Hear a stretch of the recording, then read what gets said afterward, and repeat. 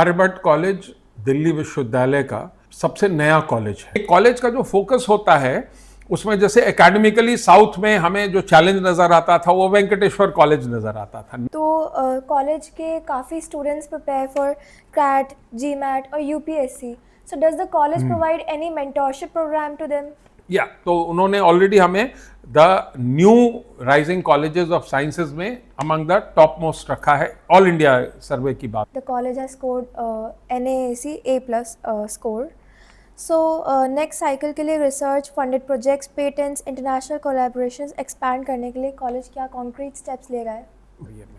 We see that Aryabhatta College has achieved a lot in just a decade. तो sir, placement cell को strengthen करने के लिए campus पर रेप्यूटेड कंपनीज को लाने का क्या रोड मैप है? उसके अलावा जैसे हमने नेशनल स्टॉक एक्सचेंज के साथ टाई अप किया बच्चों को फाइनेंशियल शिक्षा देने के लिए। ये है, अगर आप मेरे पीछे देखें यहाँ ऊपर में हम वर्ल्ड चैंपियन रहे हैं उसमें। मतलब इनोवेशन और होलिस्टिक एजुकेशन की जब बात होती है तो आर्यभट्टा कॉलेज का नाम ज़रूर आता है। आज हम बात करने आए हैं principal of Aryabhatta college professor Manoj Sinha से, जो प्रिंसिपल एसोसिएशन के अध्यक्ष भी हैं। We are here to know about college, placement, society, research and academic excellence. So let's tune in. Sir, welcome to Poly Charcha. Thank you so much. तो सर, जैसे कि Aryabhatta college south campus में है, इसके नेबरिंग कॉलेजेस में क्या यूनिक सेलिंग पॉइंट प्ले करता है आर्यभट्टा कॉलेज? आर्यभट्ट कॉलेज दिल्ली विश्वविद्यालय का सबसे नया कॉलेज है। It still remains till now until the session starts ahead, where we are expecting that a new college called Veer Savarkar College will be added to the Delhi University. But until that happens, this is the latest college that was added to Delhi University. So it's the newest college. So the reference point for this college is not only the South Campus colleges, but it's the whole of the university. And since there is also a history to Aryabhatta College in terms of that we existed for several decades as Ramlal Anand Evening College before that, and therefore it had a character of its own. और उस character से transformation जो है to Aryabhatta college is the actually the central point जिस पर कि मैं focus करना चाहूँगा आपके साथ, अगर आप एग्री करें। बिकॉज ये ट्रांसफॉर्मेशन जो था ये बहुत इंपॉर्टेंट था इस कॉलेज की अपनी एक पर्सनालिटी बनाने के लिए। Aryabhatta was a scientist from ancient India, and therefore when you name a college with reference to a person like that, so it was the responsibility of the Aryabhatta family to run certain areas जो कि relevant हो, sciences में काम करे, and therefore we started moving towards courses that will give a character to the college, and we opened several courses like business economics, management studies, psychology honors, also strengthened our social sciences by introducing history honors. But most important, we introduced BSc honors in mathematics, which is central to Aryabhatta's personality. And also we have a BSc honors in computer science. So we have just started with sciences, but that completes the personality of the college as such.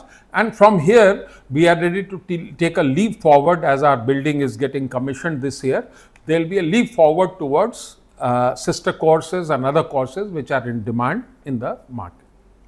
So sir, thank you so much for letting us know about how the transformation from Ramlal Evening College to Aryabhatta College. तो sir, south campus cluster के बाकी colleges के साथ किसी shared academic, research या cultural resource model के बारे में क्या प्लान्स हैं? जैसे हमारा अपना कॉलेज आया तो नेचुरली आसपास के कॉलेजेस में जो एक्टिविटीज़ चल रही थी वो कहीं ना कहीं आदमी एक हेल्दी कंपटीशन में रहता ही है. So therefore this college had competition everywhere wherever it started running, but we had an advantage also. As an evening college also, we were a good college.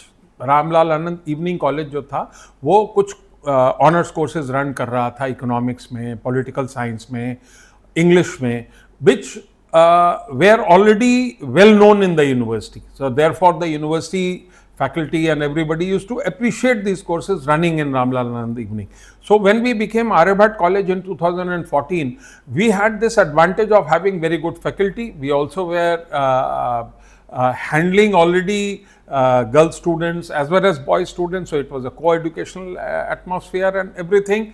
So एक कॉलेज का जो focus होता है उसमें जैसे एकेडमिकली साउथ में हमें जो चैलेंज नजर आता था वो वेंकटेश्वर कॉलेज नजर आता था. Now we are more or less at level with them. In one decade we have taken a position where we are doing just as well as any other college that you can. It's not good for me to start ranking everybody, but if you look at for example India Today rankings, तो India Today rankings में हमारे 3 courses वो India के top 10 courses में आते हैं. हमारा psychology honours जो कि 6ठे पोजीशन पर है ऑल इंडिया, हमारा इंग्लिश ऑनर्स और हमारा हिस्ट्री ऑनर्स, ये तीनों कोर्सेज इंडिया टुडे रैंकिंग्स में टॉप 10 कोर्सेज इन इंडिया हैं. We are also the top rising college in sciences. Rising college का मतलब मैंने आपको पहले भी एक्सप्लेन किया कि there are 2 courses we are running and moving towards it. तो उन्होंने ऑलरेडी हमें the new rising colleges of sciences में अमंग द टॉप मोस्ट रखा है. ऑल इंडिया सर्वे की बात कर रहा हूँ. तो हमारे रेफरेंस पॉइंट्स तो थे ही. आसपास कॉलेजेस जैसे NIRF रैंकिंग में बहुत हाई हैं या NAC की रैंकिंग में बहुत हाई हैं, तो उसमें हम लोग compete कर ही रहे थे और सोसाइटीज़ भी हमारे यहाँ अकॉर्डिंगली बनने लगी. एंड देयरफॉर बहुत सारी ऐसी सोसाइटीज़ हमने क्रिएट की जहाँ पर बच्चों को अपना पर्सनालिटी डेवलपमेंट, एक्सप्रेशन सबका मौका लगने लगा. और वो सोसाइटीज़ भी जो है अब यूनिवर्सिटी लेवल पर एनीवेयर नोन है, चाहे वो थिएटर हो, डिबेट हो, हर एरिया में हमारे बच्चे अब gradually they are making a place for themselves. So this is it. Okay, sir.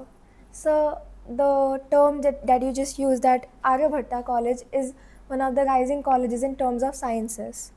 So sir, very in demand famous courses such as business economics, computer science or psychology. So what are the plans regarding augmenting these courses into AI, data analytics and practical testing tools? हाँ, naturally देखिए technology जहाँ बदलती है और मतलब we always are outdated in terms of the developments taking place everywhere and other areas, and therefore computer science तो ऐसा है कि practically every year हमें कुछ नया करना पड़ता है. we have to create labs, but एक advantage भी है. अब हमारे पास सब कुछ पहले से बना हुआ नहीं था, तो वी कीप क्रिएटिंग. हमारे पास जब हमने शुरू किया ये कॉलेज 2014 में तो एक कंप्यूटर का लैब होता था. आज हमारे पास 5 फुली फर्निश्ड कंप्यूटर लैब्स हैं. And the newer systems coming in are all compatible with the AI needs, cloud computing and all the modern technologies that are getting developed in that area. Plus newer labs, newer machines and newer learning methods also means that जो sister courses हैं where you said जहाँ labs की ज़रूरत पड़ती है हमें psychology में, also management studies, business economics वगैरह में भी बहुत हाई एरिया, मैथमेटिक्स में भी है जहाँ पर बहुत हाई लैब्स की ज़रूरत है. वहाँ पर our faculty is getting a chance to integrate the modern learning with the technology that we are incorporating in our modern labs. तो नए कॉलेज को बनाने में कष्ट बहुत होते हैं इन लॉजिस्टिकल इंफ्रास्ट्रक्चरल बनाने में, बट एक बार हम क्रिएट करते हैं तो हमारी फैसिलिटी कई बार कई दूसरे कॉलेजेस से बेटर हो जाती हैं और हम we are giving better facilities to students than many other colleges. ऐसे. Okay, sir. So sir, you just mentioned while talking about all this that the college has scored NAAC A+ score. So next cycle के लिए research funded projects, patents, international collaborations expand करने के लिए college क्या concrete steps ले रहा है? बहुत ज़्यादा एम्फोसिस है हमारा इन एरियाज़ पर, बिकॉज अब हमने 5 साल में एग्जिस्टेंस में, जस्ट 2014 में हम बने एंड 5th ईयर में हमने नैक के लिए अप्लाई कर दिया, तो 5 साल के एग्जिस्टेंस में बहुत डिफ़िकल्टीज थी हमारे सामने। और अब as the college grows the level of difficulties keeps going down. तो आई विल नॉट से कि इंटेंसिटी बढ़ी है और कुछ, फर्स्ट साइकिल में हमारे पास ज़्यादा दिक्कतें थी, but we managed an A+ score over there, and so there is a certain sense of pride in every faculty member, in the whole staff, and also the then students तो बहती धारा होते हैं, बदल जाते हैं, तो हमारे सारे स्टूडेंट जो पिछले साइकिल के थे वो पास कर चुके हैं और नए स्टूडेंट्स आए हैं, बट एक एक्सपेक्टेशन बिल्डअप हो जाती है। A+ अगर फर्स्ट साइकिल में लाया है तो there is an sense of expectation all around. We are also waiting कि NAC अपना जो इवैल्यूएशन मैथडोलॉजी है उसमें बहुत चेंजेस ला रहा है, और याद रखिए कि हम में से भी बहुत सारे लोग NAC के इवैल्यूएटर भी हैं, सब कुछ रहे हैं, तो अब हमें आइडियाज़ भी बहुत सारे हैं already. I mean even the changing grading system और या उनके जो क्राइटेरिया थे वो जो परिवर्तन हो रहे थे उसके बारे में हम सब अवेयर हैं, तो अकॉर्डिंगली हम चेंजेस कर रहे हैं। But you have been very pointed in your asking question कि आजकल अब जो नीड है हमारा वो रिसर्च बेस्ड डेवलपमेंट्स पे बहुत ज़्यादा है, एंड देयरफॉर NEP ने हमें एक अपॉर्चुनिटी दिया है। न्यू एजुकेशन पॉलिसी में जो हमने 4 ईयर ग्रेजुएशन प्रोग्राम इम्प्लीमेंट किया, तो हमारा जो चौथा साल है वो मोर और लेस हमने जब अपने स्टूडेंट्स को हैंडल करना शुरू किया, और अभी 1 ही साल हुआ है और स्टूडेंट्स ने बहुत बढ़िया रिस्पॉन्ड किया।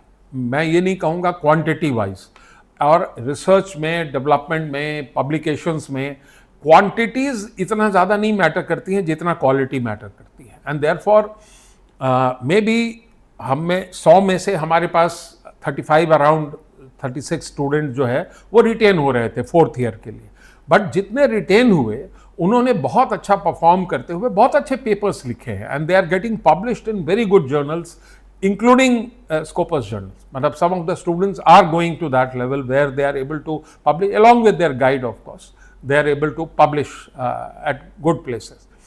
इस कॉलेज ने इस बार 3 किताबें एडिट करके और निकाली हैं, ऑलरेडी पब्लिश्ड हैं हमारी 3 books where all the write-ups are from the students.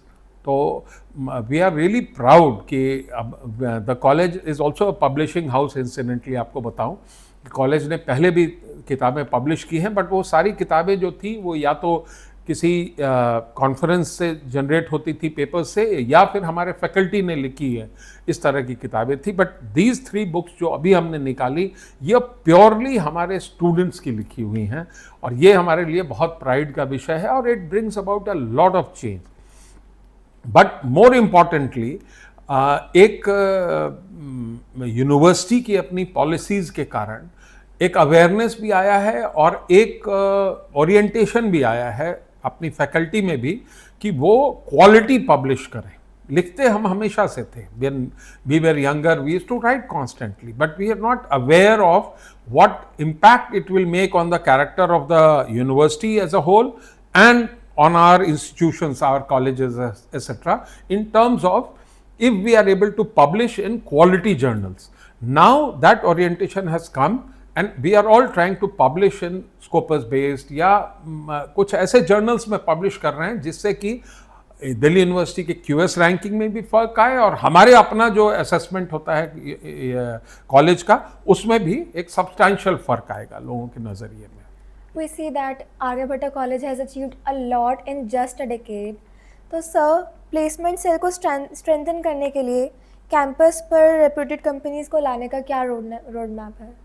हाँ, प्लेसमेंट जो है, चूँकि हमारे पास एक बुके ऑफ कोर्सेज हैं इस कॉलेज के पास जो ऑलमोस्ट एक बिजनेस स्टडीज़ के किसी स्पेशलाइज्ड इंस्टीट्यूशन में होते हैं, और हमारे पास BCom ऑनर्स है, पास है, BCom प्रोग्राम और ऑनर्स दोनों, और उसके अलावा इकोनॉमिक्स ऑनर्स है। ये सारे प्रोग्राम्स हम पहले से रन कर रहे थे।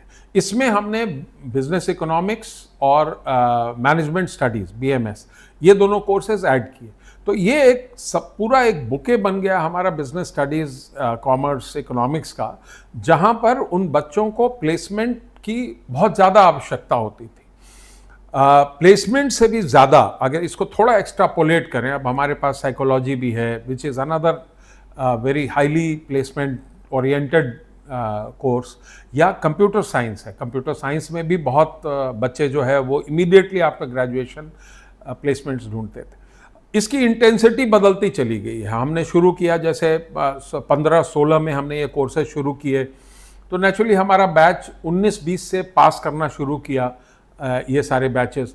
तो अराउंड दैट टाइम हमने बहुत स्ट्रॉन्ग एक अपना प्लेसमेंट नेटवर्क जो है वो बनाया, और highest best of the companies के KPMG and Deloitte and everybody came here, और एक पूरा प्लेसमेंट मेला सा लगने लगा एंड ऑल दैट वहाँ पर।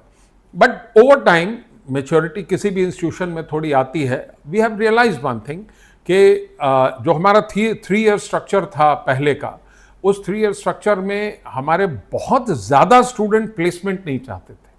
वो उनकी टेंडेंसी थी to do their post graduation also. So जो हमारे यहाँ से बीएमएस कर रहा है या बीबी कर रहा है, वो एमबीई करने के लिए या एमबीए करने के लिए, इन सब कोर्सेज के लिए वो आतुर रहता था। हमारे अपने यूनिवर्सिटी से भी और बाहर के भी इंस्टीट्यूशंस में वो कंपटीशन के थ्रू जाते थे, आईआईएम्स में भी सब जगह जाते थे, और वो करने के बाद then they would like to get placed. So we were left with only very limited number of students जो कि एक्चुअल प्लेसमेंट में जाके और जॉब ले करके एक्सेप्ट करके और जॉब करना शुरू करते थे।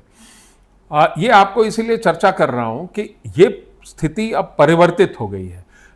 3 ईयर से 4 ईयर कोर्स में हम जब से गए हैं, तो 4 ईयर में अब एक पोस्ट ग्रेजुएट का भी एक एरिया समझ लीजिए हो गया।